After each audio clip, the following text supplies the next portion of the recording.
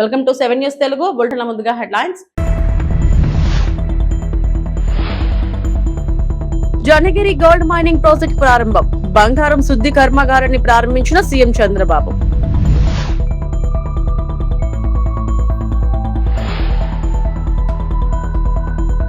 పులివెందులలో YS Jagan పర్యటన. గట్టు శ్రీలక్ష్మీ నరసింహస్వామి ఆలయ ప్రారంభోత్సవంలో పాల్గొన్న వైసీపీ అధినేత.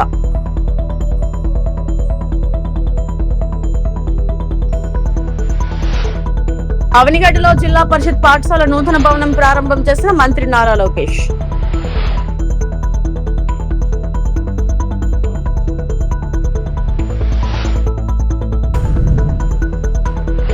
ఒలింపిక్ పథకాలే లక్ష్యం. తమిళనాడులో 10 ఒలింపిక్ అకాడమీల ఏర్పాటు. తమిళనాడు మంత్రి ఆదవ్ అర్జున్.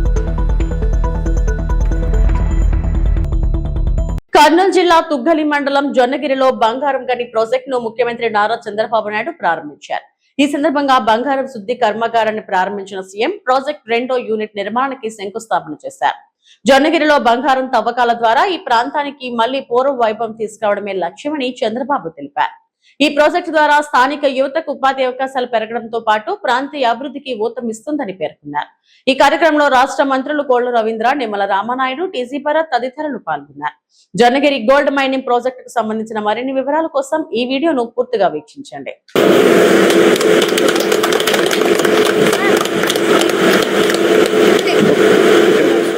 ఆంధ్రప్రదేశ్ ని 2047కి స్వర్ణ ఆంధ్రప్రదేశ్ గా తయారు చేయాలనేది నా యొక్క ఆలోచన.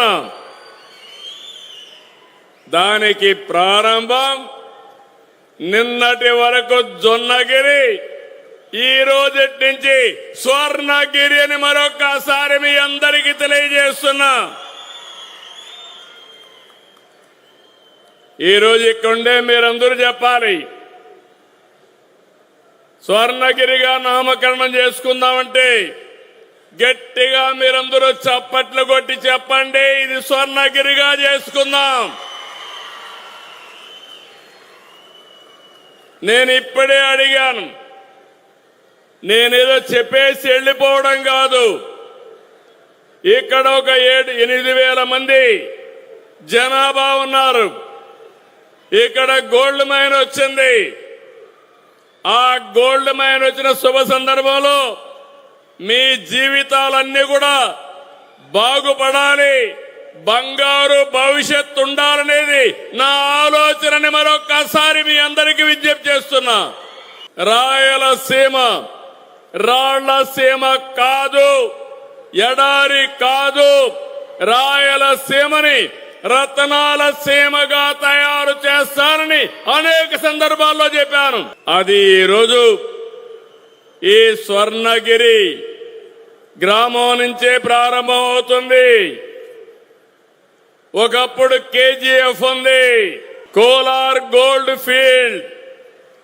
ఇప్పుడు దేశమంతా మాట్లాడబోయేది స్వర్ణగిరి గోల్డ్ ఫీల్డ్. వైఎస్ఆర్సీపీ అధినేత వైఎస్ జగన్ పులివెందుల పర్యటనలో ఉన్నారు. ఈ పర్యటనలో భాగంగా వైఎస్ జగన్ వేముల మండలంలోని భూమయ్య గారిపల్లె గ్రామంలో నూతనంగా నిర్మించిన గట్టు శ్రీలక్ష్మీ నరసింహస్వామి ఆలయ ప్రారంభోత్సవ కార్యక్రమంలో పాల్గొన్నారు. వైఎస్ఆర్సీపీ అధినేత వైఎస్ జగన్ గట్టు శ్రీలక్ష్మీ నరసింహస్వామి ఆలయానికి చేరుకోగానే అర్చకులు ఆయనకు పూర్ణ కుంభంతో స్వాగతం పలికారు. అనంతరం ఆలయ ప్రారంభోత్సవ కార్యక్రమంలో ఆయన పాల్గొన్నారు. ఆలయంలో ప్రత్యేక పూజలు నిర్వహించి కలశ శంకుస్థాపన కార్యక్రమంలో పాల్గొన్నారు. అలాగే ఆలయంలో స్వామివారికి నిర్వహిస్తున్న సుదర్శన హోమంలోనూ పాల్గొన్నారు.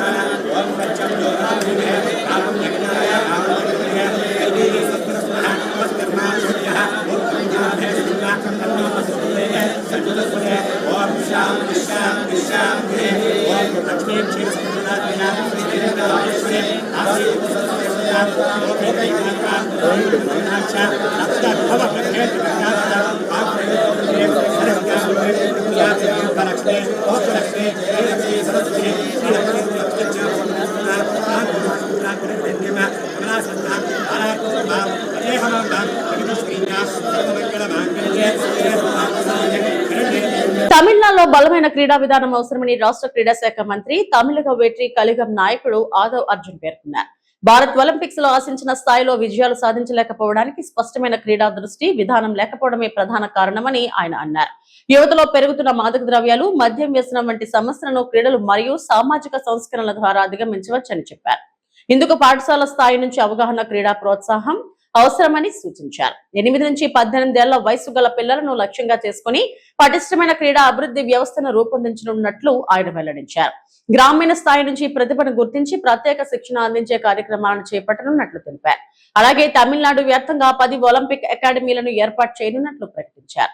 భవిష్యత్తులో ఒలింపిక్ పతక విజేతలను తయారు చేయడమే ప్రభుత్వ లక్ష్యమని ఆదవ్ అర్జున్ స్పష్టం చేశారు. So our CM and the new government have to focus the sports and development, particularly how to clean the drugs. That is a very major important. One is the police will take care of the cleanup work, but the social reforms have to start the school level. That is the best medicine is sports actually. So we are going to create the new structure for the sports policy. Particularly the policy is basic age 8 to 18. We are focused to age 8. And we are, for 18 years, we have to get the medal in Olympics. That is the focus and the grassroots level planning we have to plan. We are going to start 10 Olympics academies all over Tamil Nadu, wherever the poor, wherever the poor districts look like Dharmaburi, Nagapattinam, look like that. Definitely, our new Olympic academies will create Olympians and Asian medals. Of course, right now we are with the Education Minister, Mr. Raj Mohan sir, and the Industry Minister and Higher Education Minister. The problem that we don't have any awareness, we don't have any knowledge about the sports for the parents actually. Right now, if you reach in the national level, international level, you will get the free seats and free accommodation, free food, and scholarship. Even I got a scholarship from my sports hostel. So I'm a sports hostel student. I got a scholarship. Andhra Pradesh విద్యా మరియు IT శాఖ మంత్రి నారా లోకేష్ ఇటీవల అవనిగడ్డ నియోజకవర్గంలో పర్యటించారు.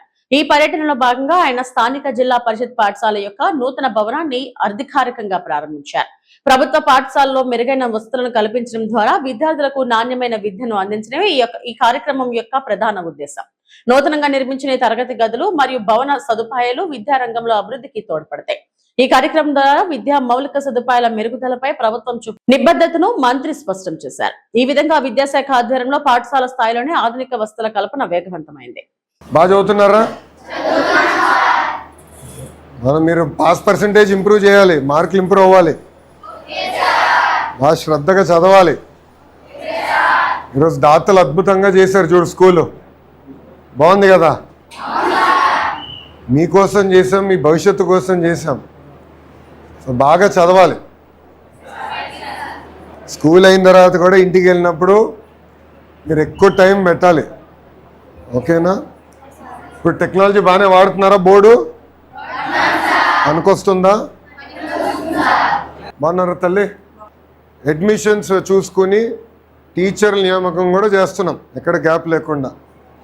మీరు చేయాల్సింది teacher అమ్మ చెప్పినట్లు శ్రద్ధగా చదవాలి, బాగా చదవాలి, రిజల్ట్స్ చూపించాలి. మళ్ళీ సంవత్సరం తర్వాత వస్తా, మళ్ళీ ఒక్కొక్కరు ఎగ్జామినేషన్ రిజల్ట్స్ నేను ఇక్కడ మేడం గారు ఇక్కడ ఎగ్జామ్ నిర్వహిస్తారు. మార్కులంతా నాకు అమరావతిలో తెలుస్తున్నాయి. ప్రతి స్కూల్లో మనకున్న స్టూడెంట్ ఎంత మార్కులు వచ్చినాయి, ఏ సబ్జెక్టులు వచ్చినాయో నాకు మీ అందరి చరిత్ర తెలిసిపోతుంది. మళ్ళీ వచ్చి అడుగుతా సరిగ్గా చదవకపోతే, ఓకేనా? బాగా చదవాలి, మేడం గారు చెప్పిన దానిపైన శ్రద్ధ పెట్టాలి. రెండోది, మీ తల్లిదండ్రుల ఫోన్లో లీప్ యాప్ అని ఒకటి చేశాం. ఆ యాప్ డౌన్లోడ్ చేయించి మీ అకౌంట్ ద్వారా లాగిన్ చేస్తే మీరు అటెండెన్స్ కానీ మీ మార్కులు కానీ అన్నీ తల్లిదండ్రులకి నీట్గా తెలుస్తాయి. అంతేకాకుండా ఇప్పుడు కంటెంట్ తయారు చేసాం. అన్ని కాన్సెప్ట్స్ అందరికి అర్థం అవ్వకపోవచ్చు. మన క్లాస్లో కూడా కొన్ని కాన్సెప్ట్స్ కొంతమందికి స్పీడ్గా అర్థమవుతాయి, కొంతమంది స్లోగా అర్థమవుతాయి. కాన్సెప్ట్స్ అర్థం కాని వాళ్ళకి వీడియోస్ తయారు చేసాం. సో దట్ మీరు ఇంటికి వెళ్ళిన తర్వాత యాప్ ద్వారా వీడియోస్ చూస్తే ఓహో ఈ కాన్సెప్ట్ నాకు ఈరోజు అర్థం అవ్వలేదు క్లాస్లో, రిఫ్రెషింగ్ కింద ఇంటికి వెళ్ళిన తర్వాత ఆ వీడియో చూస్తే మీకు అర్థం అవుతుంది. ఆడదాం ఆంధ్ర అక్రమాలపై విజిలెన్స్ నివేదిక త్వరలోనే బయటకు వస్తుందని క్రీడల శాఖ మంత్రి మండపల్లి రాంప్రసాద్ దీప్ తెలిపారు. 100 కోట్లకు పైగా ఇందులో అక్రమాలు జరిగాయని ఆరోపణలు ఉన్నాయన్న ఆయన తప్పు చేసిన వారు తప్పించుకోలేరన్నారు. డిఎస్సి నియామకాల్లో స్పోర్ట్స్ కోటా రిజర్వేషన్ అమల్లో సూక్ష్మ లోపాలు కూడా లేవని తేల్చి చెప్పారు. క్రీడల కోటాలో 3% రిజర్వేషన్లు కల్పించడం వల్ల గత 2 నెలల్లో 800 మందికి పైగా ఉద్యోగాలు సాధించారన్నారు. ఖేలో ఇండియా పథకం నిధులు 75 కోట్లతో రాష్ట్రంలో మైదానాలను అభివృద్ధి చేస్తున్నట్లు చెప్పారు. చాలా మంది సీనియర్ పాత్రికేయ మిత్రులంతా ఇక్కడ ఉన్నారు. గత 30 రోజులుగా ఆంధ్ర రాష్ట్రానికి సంబంధించిన ప్రతిపక్షాల వారికి ఏమైందో మాకు తెలియదు, కానీ సుమారుగా 16,000 మంది ఎవరైతే ఈ రాష్ట్రంలో నిరుద్యోగులుగా ఉండి గత 5 సంవత్సరాల్లో మా భవిష్యత్తు ఏమవుతుందో అని తెలియక వాళ్ళు బాధపడే తరుణంలో ఈ రాష్ట్రంలో కూటమి ప్రభుత్వం ఏర్పాటు కావడం, చంద్రబాబు నాయుడు గారు ముఖ్యమంత్రి కావడం, వాళ్ళ అదృష్టానికి లోకేష్ గారు హెచ్ఆర్డి మినిస్టర్ గారు రావడంతో మొట్టమొదటి సీజన్లోనే అంటే ఫస్ట్ 1 ఇయర్లోనే డిఎస్సిని తేవడం జరిగింది. అది కూడా మెగా డిఎస్సి. ఆ డిఎస్సిలో నిష్పక్షపాతంగా ఎక్కడ 0.000% కూడా తప్పులు ఎక్కడా లేవనెత్తకుండా 16,000 పోస్టులు ఫిలప్ చేశాం. ఆ పోస్టులు కూడా ఫిలప్ చేసి ఎంతో లాంఛనంగా అమరావతిలో ఒకే దినాన వారందరికీ వారి యొక్క నోటిఫికేషన్ అయిన తర్వాత పరీక్ష ఉత్తీర్ణ తర్వాత వాళ్లకు హ్యాండ్ ఓవర్ చేయడం జరిగితే 8-9 నెలలు జీతాలు తీసుకున్న తర్వాత ఈరోజు జగన్మోహన్ రెడ్డి గారు ఆయన టీము డిఎస్సి మీద మాట్లాడడం చాలా విడ్డూరంగా ఉంది. ఈరోజు నేను దీనికి స్పందించేది కూడా ఎందుకంటే నా శాఖకు సంబంధించి 3% రిజర్వేషన్ అదైతే ఏదో ఉందో అది నేను గతంలో చెప్పినట్టే క్రీడాకారులకు చంద్రబాబు నాయుడు గారు ఇచ్చిన వరం. ఎందుకంటే ఇంకా యావత్ భారతదేశంలో ఇంకా క్రీడాకారులు కొన్ని రాష్ట్రాల్లో ఇలాంటి అద్భుతమైన పథకం లేదనుకునే తరుణంలో ఇక్కడ 3% రిజర్వేషన్ కల్పించారు. అదే తరుణంలో ఇక్కడ డిఎస్సి కూడా రావడంతో మనకు 420 పోస్టులు క్రీడాకారులకు ఇచ్చే విధంగా ఇక్కడ మంచి అవకాశం వచ్చింది. అలాంటి తరుణంలో ఎక్కడ ఏ విధమైన సూక్ష్మమైన చిన్న పొరపాట్లు కూడా లేవనెత్తకుండా, ఎక్కడ పొలిటికల్ ఇంటర్ఫిరెన్స్ లేకుండా, బ్యూరోక్రాటిక్ ఇంటర్ఫిరెన్స్ లేకుండా ఇవన్నీ నిర్వర్తించాం. దానిలో 450 పోస్టులకు గాను కేవలం 382 పోస్టులు, అంటే ఎవరైతే నిజంగా దీంట్లో లబ్ధి పొందాలనుకున్నారు వాళ్ళకి మాత్రమే ఉద్యోగ అవకాశం కల్పించాం. అలాంటి వాళ్ళు జీతాలు తీసుకొని 8 నెలల తర్వాత కూడా ఇంకా రాజకీయం చేస్తున్నారంటే నేను ఒకటే చెప్తున్నా, ఈ విషయం గురించి ముఖ్యమంత్రి గారు మాట్లాడారు, హెచ్ఆర్డి మినిస్టర్ గారు మాట్లాడారు, మా ప్రిన్సిపల్ సెక్రటరీ గారు వివరణ ఇచ్చారు, మా ఎండి గారు ఇచ్చారు, మంత్రిగా నేను కూడా చెప్తున్నా, ప్రతిపక్షాలు ఇప్పటికైనా రాద్ధాంతం ఆపాలి. ఆడదాం ఆంధ్ర విషయంలో రాజీ పడే ప్రసక్తే లేదు. దీన్ని ఒక నోడల్ ఏజెన్సీకి ఇవ్వడం జరిగింది. దాని ద్వారా ఇది 1 లక్ష 2 లక్షల కోట్ల రూపాయలు 10 కోట్లకు సంబంధించిన ఇష్యూ కాదు, 100 కోట్లు దాటిందని చెప్పి పత్రికలలో మీడియాలో రావడం జరిగింది. ఆంధ్రప్రదేశ్ రాజకీయాలు కులాల చుట్టూ తిరగడం దురదృష్టకరమని జనసేన నేత కిరణ్ రాయల్ వ్యాఖ్యానించారు. రాష్ట్ర రాజకీయాల్లో కాపు సామాజిక వర్గం కీలక పాత్ర పోషిస్తూ ఎన్నికల ఫలితాలను ప్రభావితం చేసే ప్రధాన ఓటు బ్యాంకుగా ఉందని ఆయన తెలిపారు. గతంలో 5గురు కాపు ముఖ్యమంత్రులు వస్తారన్న ప్రచారం ఒక రాజకీయ విన్యాసమని జనసేన నేతలు అభివర్ణించారు. ఇది కేవలం ఓట్ల కోసం కాపు యువతను తప్పుదో పట్టించే ప్రయత్నమని వారు విమర్శించారు. ఈ ప్రచారం నిజమే అయితే వచ్చే ఎన్నికల్లో గెలిచిన తర్వాత కాపు నాయకుడిని ముఖ్యమంత్రిగా ప్రకటిస్తానని వైఎస్ఆర్సీపీ అధినేత వైఎస్ జగన్మోహన్ రెడ్డి స్వయంగా చెప్పాలని వారు డిమాండ్ చేశారు. రాష్ట్రంలో ఏ సంఘటన జరిగినా ఉప ముఖ్యమంత్రి పవన్ కళ్యాణ్ ను లక్ష్యంగా చేసుకుని విమర్శలు చేయడం సరైంది కాదని కిరణ్ రాయల్ పేర్కొన్నారు. సంబంధం లేని అంశాల్లో పవన్ కళ్యాణ్ పేరును లాగడం రాజకీయ దురుద్దేశమేనని ఆయన ఈ వైసీపీ పాలేరు కాపులంతా కలిసి ఒక మీటింగ్ పెట్టుకున్నారు. ఏమనంటే వీళ్ళు 5 మందిలో ఎవరో ముఖ్యమంత్రి అవుతారంట. జగన్ని సన్యాసం పంపిస్తారు, లేదా జగన్ని అస్సాం పంపిస్తారో తెలియదు. కానీ ఈ 5 మందిలో మనం ఎవరో ఒకరు ముఖ్యమంత్రి అవుదాము, ప్రజల్ని మనం ఓటు అడుగుదాం, కాపు ఓటు బ్యాంకుతో అన్నారు. మంచి నిర్ణయమే. మీ జగన్మోహన్ రెడ్డికి దమ్ముంటే కడప పిల్లి బిడ్డో అయితే ఆయన ప్రెస్ మీట్ పెట్టో లేకపోతే ఒక స్టేట్మెంటో, ఈసారి అధికారంలోకి వైఎస్ఆర్ కాంగ్రెస్ పార్టీ వస్తే ఈ 5 మందిలో ఎవరినో ఒక నేను కాపు ముఖ్యమంత్రిగా చేస్తాను అని చెప్పండి. అప్పుడు నిజంగా కాపు యువత కూడా ఆలోచిస్తారు, ఓ మన కాపు ముఖ్యమంత్రి అవుతాడేమో అనేసి. చెప్పండి ఈ 5 మందిలో ఎవరినో ఒకరిని, లేదా ఈ 5 మందిలో లక్కీ టిప్ పెట్టండి ఎవరో ఒకరు. ఎందుకంటే మళ్ళీ వీళ్ళు కొట్టుకుంటారు, నేనుంటా అనేసి. లక్కీ టిప్ పెడితే 5 మందిలో ఎవరో ఒకరు గెలిస్తే 1 సంవత్సరం ఒకరు, 5 సంవత్సరాలు 5 మంది. ఎందుకంటే మొన్న 2019లో 5 మంది డిప్యూటీ సీఎంలు ఉన్నారు, ఈసారి 5 మంది ముఖ్యమంత్రులు వస్తారు. అంతే, అది మన జగనన్నకే సాధ్యం. అంబేద్కర్ కోనసీమ జిల్లా అమలాపురంలో YSRCP MLC Bommi Israel circle inspector నాగరాజుపై తీవ్ర ఆరోపణలు చేశారు. సస్పెండ్ అయిన సీఐ నాగరాజు సుమారు 100 కోట్లకు పైగా అక్రమ ఆస్తులు కూడబెట్టారని ఆరోపించారు. నాగరాజు స్వగ్రామంలోనే 3 కోట్ల విలువైన విలాసవంతమైన గృహం నిర్మించుకున్నారని పేర్కొన్నారు. ఆయన పేరుపై 25 ఎకరాల వ్యవసాయ భూమి ఉన్నట్లు ఆరోపించారు. ఆయనవిల్లి మండల పరిధిలో మరో 10 ఎకరాల భూమిని సొంతం చేసుకున్నారని తెలిపారు. ముమ్మిడి నగరం మండలం మహిపాల్ చెరువు సమీపంలో మరో 10 ఎకరాల భూమి కొనుగోలు చేశారని ఆరోపించారు. రొయ్యల మేత వ్యాపారానికి సంబంధించిన భవనాలు, ఆస్తులు కలిపి సుమారు 10 కోట్ల విలువైన ఆస్తులు ఉన్నాయని చెప్పారు. విజయవాడ లిక్కర్ సిండికేట్ తో పాటు భీమవరంలో హెచరీస్ వ్యాపారంలో కూడా నాగరాజుకు సంబంధాలు ఉన్నాయని ఆరోపించారు. నెలకు 1,00,000 నుంచి 1.5 లక్షల వరకు మాత్రమే జీతం పొందే ఉద్యోగి ఇంత భారీ ఆస్తులు ఎలా సంపాదించారో విచారణ జరపాలని డిమాండ్ చేశారు. నాగరాజు ఆస్తులపై సిబిఐ దర్యాప్తు నిర్వహించి వాస్తవాలు వెలుగు తీయాలని ప్రభుత్వాన్ని ఎమ్మెల్సీ బొమ్మ ఇజ్రాయెల్ డిమాండ్ చేశారు. విజయవాడ కృష్ణలంక పోలీస్ స్టేషన్లో ఇటీవల సంచలనంగా మారినటువంటి సాయకృష్ణ మిస్టరీ కేసులో ప్రధాన వ్యక్తిగా కనిపిస్తున్నటువంటి సిఐ నాగరాజు గారు మరి ఈరోజు ఒక వార్త వచ్చింది ఆయన మీద. నిన్న మా డాక్టర్ బిఆర్ అంబేద్కర్ కోనసీమ జిల్లాలో కొంతమంది జన సైనికులు నాగరాజు గారు పరిశుద్ధుడని, ఒక పరమాత్ముడని, నీతికి నిజాయితీకి కట్టుబడి ఉండే ఆఫీసర్ అని చెప్పేసి తనకు మద్దతుగా నిరసన తెలియజేయడం జరిగింది. సరే, ఓకే, అతను నిజాయితీ గల ఆఫీసరే, నీతి గల ఆఫీసరే అని అనుకుందాం. ఈరోజు మరి అతని మీద టీవీల్లో కానీ పేపర్లో కానీ 100,000 కోట్ల రూపాయల ఆస్తులు సంపాదించి కూడబెట్టుకున్నాడని చెప్పేసి మరి వార్తలు వస్తున్నాయి. ఇది ఎంతవరకు నిజమని నేను అడుగుతున్నా. మరి మా కోనసీమకు చెందినటువంటి నాగరాజు గారు తన సొంత గ్రామం అయినటువంటి చెయ్యేరులో 3 కోట్ల రూపాయలతో ఇల్లు నిర్మాణం చేశాడని చెప్తున్నారు.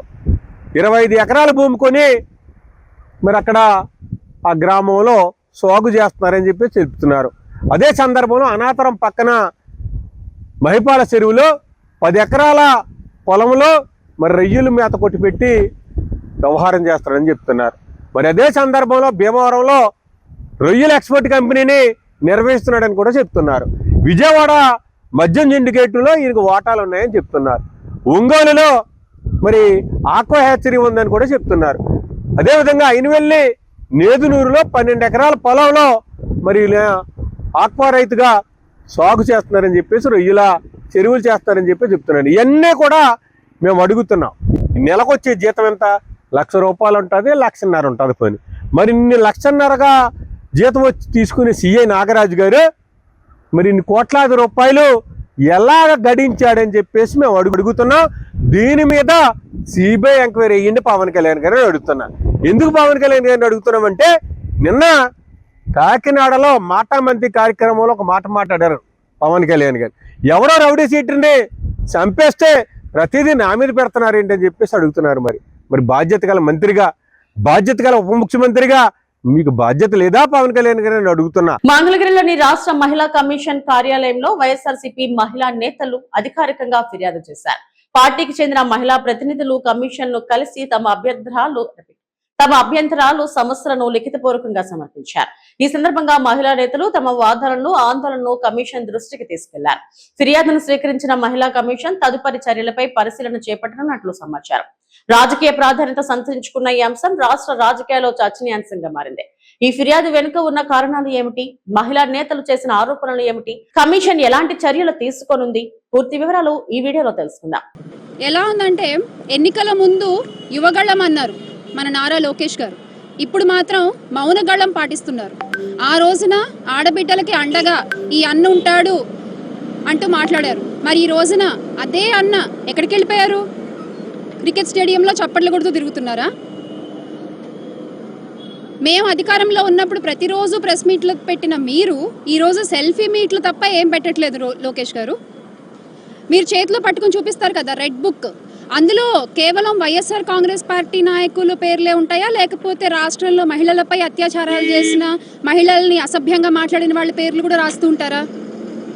ఏం లేదు, మీరు చెప్పారు కదా ఈ రెడ్ బుక్లో ఉన్న వాళ్ళందరికీ మామూలుగా ఉండదు అని చెప్పి. అందులో మీరు యాడ్ చేయాల్సిన పేర్లు ఇవి లోకేష్ గారు, ఇవి మీరు యాడ్ చేయాల్సిన పేర్లు. ఎవరెవరైతే మహిళల్ని అసభ్యకరంగా మాట్లాడారో, ఎవరెవరైతే అనుచిత వ్యాఖ్యలు చేశారో, ఎవరెవరైతే మీ ఆధ్వర్యంలో, మీ హయంలో, మీ గైడెన్స్తో, మీ ఐటీడీపీ ద్వారా ఎవరెవరైతే సోషల్ మీడియాలో ఇష్టం వచ్చినట్టు ఫోటోలు మాఫ్ చేసి పెడుతున్నారో వాళ్ళ పేర్లు ఉండాలి. అందులో మొట్టమొదటిగా ముందు మీ పేరు కూడా రాసుకోండి లోకేష్ గారు రెడ్ బుక్లో. ఎందుకంటే శాసన మండలిలో మీరు మా వరుడు కళ్యాణి గారిని, ఎమ్మెల్సీ గారిని ఏ భాషతో మాట్లాడారో రాష్ట్రం అంతా కూడా చూశారు. ఆ రోజు రాష్ట్రం అంతా కూడా చూశారు. యథా రాజా తదా ప్రజ అని మీరే అలా ఉంటే ఇంకా మీ కింద వాళ్ళు ఇంకెంత దారుణంగా ఉంటారు?